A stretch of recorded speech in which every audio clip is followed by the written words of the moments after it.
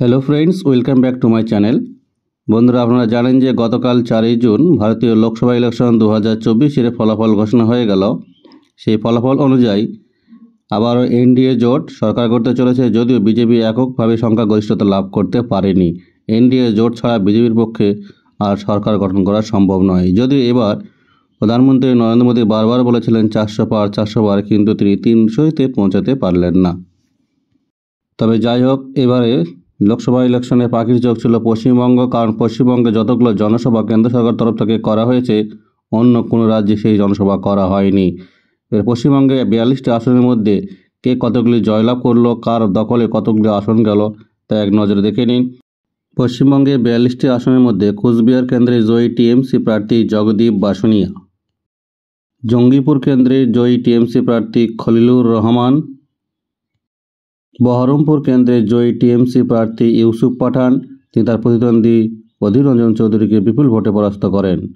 মুর্শিদাবাদ কেন্দ্রে জয়ী টিএমসি প্রার্থী আবু তাহের খান, কৃষ্ণনগর কেন্দ্রে জয়ী টিএমসি প্রার্থী মহুয়া মৈত্র, ব্যারাকপুর কেন্দ্রে জয়ী টিএমসি প্রার্থী পার্থ ভৌমিক, দমদম কেন্দ্রে জয়ী টিএমসি প্রার্থী সৌগত রায়, বারাসাত কেন্দ্রে জয়ী টিএমসি প্রার্থী কাকুলি ঘোষ দস্তিদার, পশ্চিমবঙ্গের মোস্ট ভাইটাল কেন্দ্র সন্দেশখালী, বসিরহাট সন্দেশখালীতে জয়ী টিএমসি প্রার্থী হাজী নুরুল সাহেব, জয়নগর কেন্দ্রে জয়ী টিএমসি প্রার্থী প্রতিমা মণ্ডল, মথুরাপুর কেন্দ্রে জয়ী টিএমসি প্রার্থী বাপি হালদার, ডায়মন্ড হারবারে জয়ী টিএমসি প্রার্থী তথা টিএমসির সৈনিক অভিষেক ব্যানার্জি, যাদবপুর কেন্দ্র থেকে জয়ী টিএমসি প্রার্থী সায়নী ঘোষ, কলকাতা দক্ষিণ কেন্দ্র থেকে জয়ী টিএমসি প্রার্থী মালা রায়, কলকাতা উত্তর কেন্দ্র থেকে জয়ী টিএমসি প্রার্থী সুদীপ বন্দ্যোপাধ্যায়, হাওড়া কেন্দ্র থেকে জয়ী টিএমসি প্রার্থী প্রসূন বন্দ্যোপাধ্যায়, উলুবেড়িয়া কেন্দ্র থেকে জয়ী টিএমসি সমর্থিত প্রার্থী সাজদা আহমেদ, শ্রীরামপুর কেন্দ্র থেকে জয়ী টিএমসি মনোনীত প্রার্থী অ্যাডভোকেট কল্যাণ ব্যানার্জি, হুগলি কেন্দ্র থেকে জয়ী টিএমসি মনোনীত প্রার্থী রচনা ব্যানার্জি, আরামবাগ কেন্দ্র থেকে জয়ী টিএমসি মনোনীত প্রার্থী মিতালি বাগ, ঘাটাল কেন্দ্র থেকে জয়ী টিএমসি প্রার্থী দীপক অধিকারী ওরফে দেব, ঝাড়গ্রাম কেন্দ্র থেকে জয়ী টিএমসি প্রার্থী কালীপদ সোরেন, মেদিনীপুর কেন্দ্র থেকে জয়ী টিএমসি মনোনীত প্রার্থী অভিনেত্রী জুন মালিয়া, বাঁকুড়া কেন্দ্র থেকে জয়ী টিএমসি মনোনীত প্রার্থী অরূপ চক্রবর্তী, বর্ধমান পূর্ব কেন্দ্র থেকে জয়লাভ করেছেন টিএমসি প্রার্থী শর্মিলা সরকার, বর্ধমান দুর্গাপুর কেন্দ্র থেকে জয়লাভ করেছে টিএমসি সমর্থিত প্রার্থী কীর্তি আজাদ, যাকে বহিরাগত বলে তিরস্কার করা হয়েছিল। আসানসোল কেন্দ্র থেকে জয়ী টিএমসি মনোনীত প্রার্থী শত্রুঘ্ন সিনহা, বোলপুর কেন্দ্র থেকে জয়ী টিএমসি প্রার্থী অসিত কুমার মাল, বীরভূম কেন্দ্র থেকে জয়ী টিএমসি মনোনীত প্রার্থী অভিনেত্রী শতাব্দী রায়।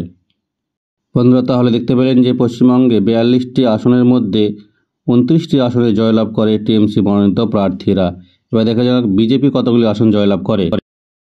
জলপাইগুড়ি কেন্দ্র থেকে জয়লাভ করে বিজেপি মনোনীত প্রার্থী জয়ন্ত রায়, আলিপুরদুয়ার কেন্দ্র থেকে জয়ী বিজেপি প্রার্থী মনোজ তিগ্গা, দার্জিলিং কেন্দ্র থেকে জয়ী বিজেপি মনোনীত প্রার্থী রাজু বিস্তা, রায়গঞ্জ কেন্দ্র থেকে জয়লাভ করে বিজেপি মনোনীত প্রার্থী কার্তিক পাল, বালুরঘাট কেন্দ্র থেকে জয়ী বিজেপি মনোনীত প্রার্থী তথা রাজ্য সভাপতি সুকান্ত মজুমদার, মালদা উত্তর কেন্দ্র থেকে জয়ী বিজেপি মনোনীত প্রার্থী খগেন মুর্মু, রানাঘাট কেন্দ্র থেকে জয়ী বিজেপি মনোনীত প্রার্থী জগন্নাথ সরকার, বনগাঁ কেন্দ্র থেকে জয়ী বিজেপি প্রার্থী শান্তনু ঠাকুর, তমলুক কেন্দ্র থেকে জয়ী বিজেপি প্রার্থী অভিজিৎ গঙ্গোপাধ্যায়, কাঁথি কেন্দ্র থেকে জয়ী বিজেপি প্রার্থী শুভেন্দু অধিকারীর ভাই, পুরুলিয়া কেন্দ্র থেকে জয়ী বিজেপি প্রার্থী জ্যোতির্ময় সিং মাহাতো,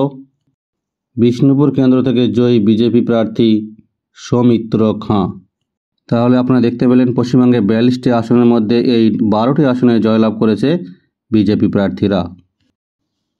মালদার দক্ষিণ কেন্দ্র থেকে জয়লাভ করেছে কংগ্রেস মনোনীত প্রার্থী ঈশা খান চৌধুরী।